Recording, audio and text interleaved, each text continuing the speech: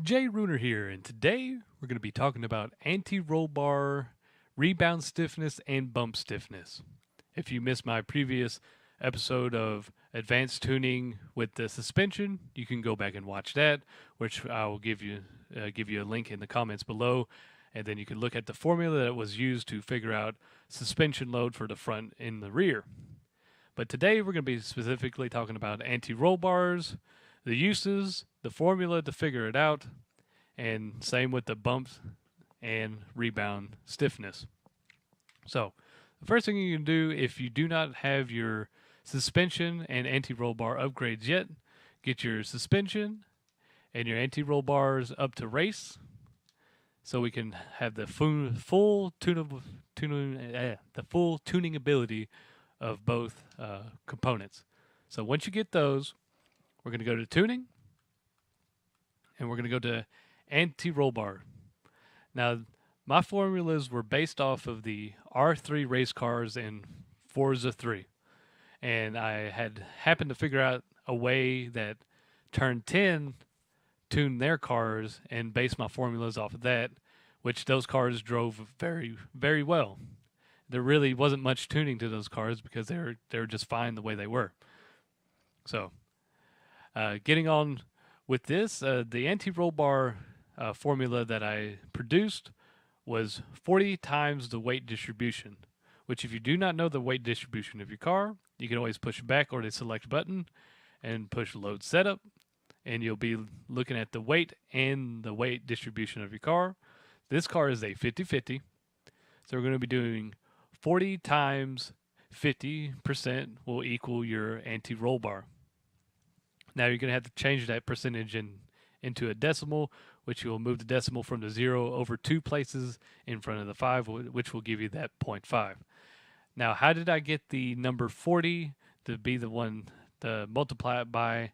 Is because the anti-roll bar stiffness goes up to 40. So you times that by 0.5, which will give you 20. And that will be for the front and rear since it is a 50-50 car. Now, if you have like a 40-60 or a 55-45, you'll do the equation twice for each end of the car. So once you got that, you can adjust it to that 20, which will give you a pretty good medium. Now, usually the stiffness in the front of the car is a little bit more because you don't want the body rolling as much, because the main purpose of the anti-roll bar is to balance the suspension from left to right, as your springs are your transfer load from the front of the car to the rear or the rear to the front, depending on acceleration or deacceleration. This will help you keep the car from the body roll from going too much and either losing control or spinning the car out.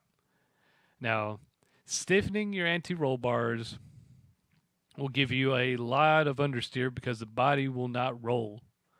It'll be really, really hard to steer it, and if you make them too soft, the car will tend to become unstable in turns and will be too responsive, and it'll throw too much weight on the springs. So finding that happy medium is always a good way to tune your anti-roll bars. Now, all this equation does is balance the anti-roll bars so you can tune it from that point onward. So it's at a 50-50 where the stiffness goes up to 40 and it comes down to 20. And from there, you can increase or decrease that by 10%. Just like in the previous video, I was talking about the springs, you can decrease or increase it by 10%, and till you find that happy median. It could be 10%, it could be 15, 20, whatever you feel comfortable with. I'm trying to teach you how to tune your car so you can drive the way you want to. So this is one method. I'm not saying this is the best method of tuning your car. I'm just saying it is a method to learn how to tune your car and understand, the physics of the game. It really helps when you start messing with the game in this way so you can see what your car is actually doing, and you're like, okay, I adjusted that, the car did this, so I can adjust that to make it better. But in the final episode of this series, I will be going over a fine tune of this particular car. So that's what your anti-roll bars do. That's the main purpose of it. And that's the formula that I use to balance it out before I start tuning it. So next is going to be your anti-roll bars. The rebound stiffness equation is the most complicated equation out of all of my equations or my formulas for doing the suspension. Excuse me. But if you have trouble with algebra, that's okay. I'm going to work it all down with you so you'll understand it. So the equation is 13 minus open bracket, open parentheses, weight distribution times 0.5, close parentheses, times 13, close the bracket. I know that sounds like a lot, but the main reason is that you need to work the weight distribution down in half. So our weight distribution is 50%, which will be 0.5 once you move the decimal, times 0.5, which will cut it in half. That 0.5 will always stay the same because the main reason is that you want to cut the weight distribution in half. So that gives you a 0.25, and you'll multiply that by 13. Now, where I got the 13 from is that is the maximum amount that the stiffness of the rebound spring will go on both ends, the bump and the rebound stiffness. So you're going to take that, multiply that 0.25 by 13, and you'll get 3.25. Now, once you got that worked down, you can keep it in the bracket or you don't have to. It doesn't matter because you're going to do 13 minus 3.25, which will give us 9.75.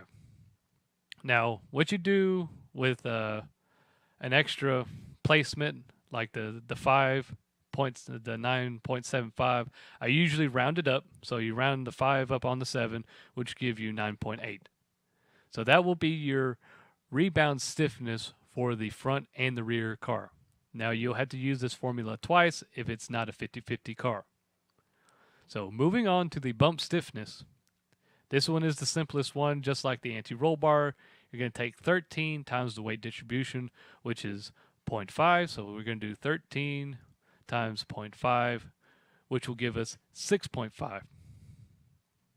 Now, once you got, this is your full suspension and you have it all set up. Once you got it all set up the way you want to, you can either, when you adjust something, you'll have to adjust everything in these three brackets. So it's very important that if you adjust anything, you have to adjust the other. Unless it's a minor spring movement, which if you do the 10% or 5%, 15, 20, whatever increase or decrease on your suspension, you'll have to do that to your anti-roll bars, or increase or decrease, and you'll have to do it to your rebound stiffness and bump stiffness.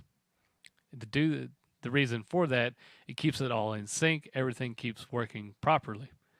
Because if you adjust one too much and you don't adjust the others, the car becomes out of sync and they don't tend to work together as well.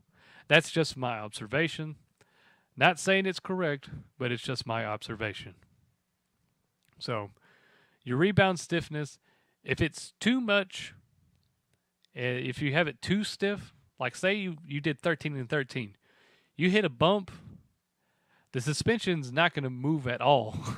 And you have a real rough ride. It could bounce the car. You could hop around corners.